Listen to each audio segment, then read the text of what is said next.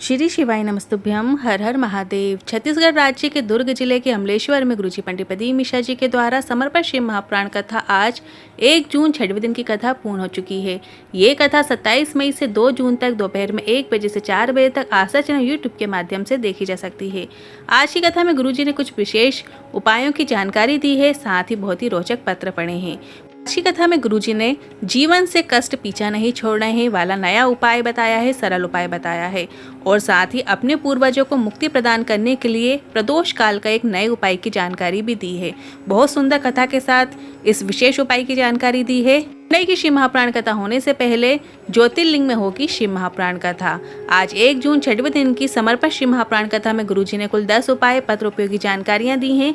सभी की जानकारी आपको इसी वीडियो के माध्यम से प्राप्त होने वाली है। किसी कारणवश यदि आपने आज की कथा नहीं सुन पाए हैं तो पूरी कथा का रसतत्व आपको इस छोटे से वीडियो से प्राप्त होने वाला है। तो बढ़ते हैं आज की कथा की पहली जानकारी की ओर। जो घर के अंदर प्रथम गिनती में शुभ कार्य में गणेश जी का प्रथम स्थान होता है, तो शिव महापुराण की कथा कहती है, जब हम कलश को भरते हैं और उस कलश में जो श्रीफल मतलब नारियल को उस पर रखते हैं, वो कार्तिकेय के भाव को माना जाता है, रखा जाता है और वो उनका स्थान होता है। बढ़ते हैं आज की कथा की दूसरी जानकारी की ओर।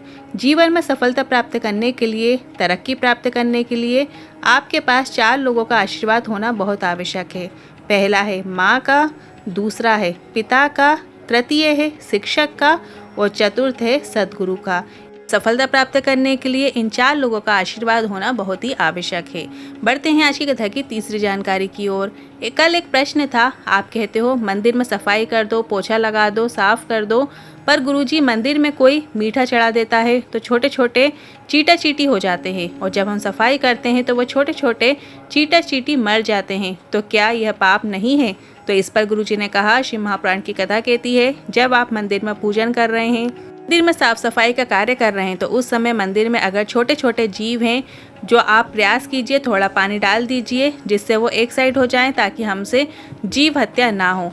न्यास बिना जाने कोई जीव चला भी गया है तो शिव उसे अपने पास स्वीकार कर लेते हैं। बढ़ते हैं आज की कथा की चौथी जानकारी की ओर।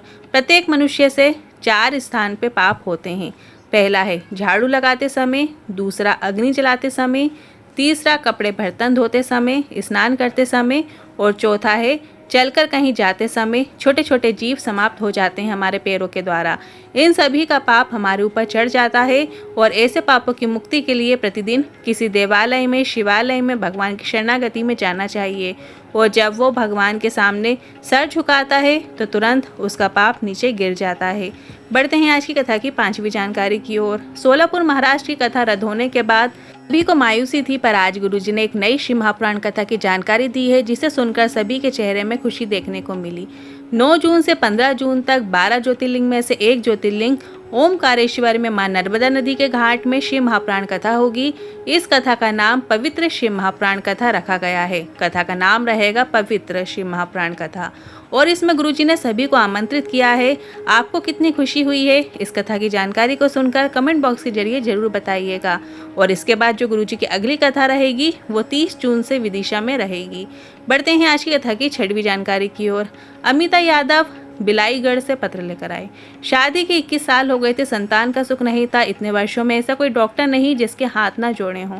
टेस्ट ट्यूब बेबी भी करवाया, गोदी भी भरवाई, पर कहीं से कोई लाभ नहीं हुआ। मेरी बहन ने टीवी में शिव महापुराण कथा को सुनने को कहा और आसन लगाकर कथा सुनने को कहा। हमने ऐसा ही करना शुरू किया और आपके कहे अनुसार मंदिर में सफाई करने का कार्य शुरू किया। लोग ताने देते रहे कि बड़ी फ्री है, घर में बच्चे नहीं हैं, इसलिए मंदिर में सफाई कर देती है। सफ़ेद आकड़ी की जड़ का प्रयोग किया और कमर में जड़ बांध ली। सावन शिवरात्रि का पूजन किया, बेलपत्र के पेड़ के नीचे पूजन किया, और 3 महीने भी नहीं निकले और गर्भ ठहर गया और संतान की प्राप्ति हुई है। का आभार व्यक्त करने कथा पंडाल में आए हैं। बढ़ते हैं आज की कथा की 7वीं जानकारी की ओर। प्रशंसा आपको आपकी डिग्री से नहीं मिल सकती है, पर निंदा आपको आपकी तरक्की से मिलती है। जैसे जैसे आगे बढ़ते चले जाओगे, उन्नति करते चले जाओगे, लोग आपको पीछे खींचने की कोशिश करेंगे, नीचे गिराने की कोशिश करेंगे। बढ़ते हैं आज की कथा की 8वीं जानकारी की ओर। राजेश्वरी यादव अमलेश्वर से पत्र लेकर आई। शादी के 10 साल हो गए थे, संतान का सुख नहीं था, गोदी और झोली भरवाई कि लाभ नहीं हुआ। तब निराश होकर पहली बार 2022 में आपकी शिव महापुराण कथा सुनी और पशुपतिनाथ व्रत किया और सफ़ेद आंकड़े की जड़ वाला प्रयोग किया और 2.5 महीने के अंदर घर में ठहरा और मैंने जुड़वा बच्चों को जन्म दिया है, उसी का आभार व्यक्त करने कथा पंडाल में आए हैं।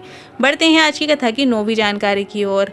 आज हमने इंटरव्यू देते समय गुरुजी ने कहा, पत्रकार वार्ता में एक बात कही थी कि हम अपने मोबाइल में कवर इसलिए लगा कर रखते हैं ताकि मोबाइल ख़राब ना हो जाए। तो शिव महापुराण की कथा कहती है ऐसे ही शरीर को संभाल कर रखना कि बेकार ना हो जाए, इसलिए गाड़ी चलाते समय स्पीड और हेलमेट का ख्याल रखना चाहिए। बढ़ते हैं आज की कथा की 10वीं जानकारी की ओर। अगर जीवन से दुख समाप्त नहीं हो रहा हो, दुख पीछा नहीं छोड़ रहा हो, तो आपको शिवलिंग में जल जहाँ से नीचे की ओर गिरता है उस स्थान पर अपनी हथेली को स्पर्श करना है और श्री शिवाय नमस्तुभ्यम बोलते हुए भोलेनाथ से अपने मन की बात बोल देना है। महादेव ज़रूर आपकी प्रार्थना सुनते हैं।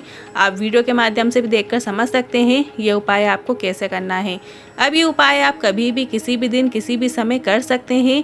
ये उपाय 2 जून रविवार के दिन भी आप सुबह या शाम कभी भी जाकर शिवालय में जाकर कर सकते हैं। आपको जलाधारी के जो अंतिम छोर होता है वहां पर अपने सीधे हाथ की हथेली का स्पर्श करना है, श्री शिवाय नमस्तुभ्यम बोलना है, अपने मन की बात अपने हृदय की बात महादेव से कहना है और फिर से श्री शिवाय नमस्तुभ्यम बोलना है। इसके बाद उस हथेली को आप अपने हृदय से लगा लीजिएगा।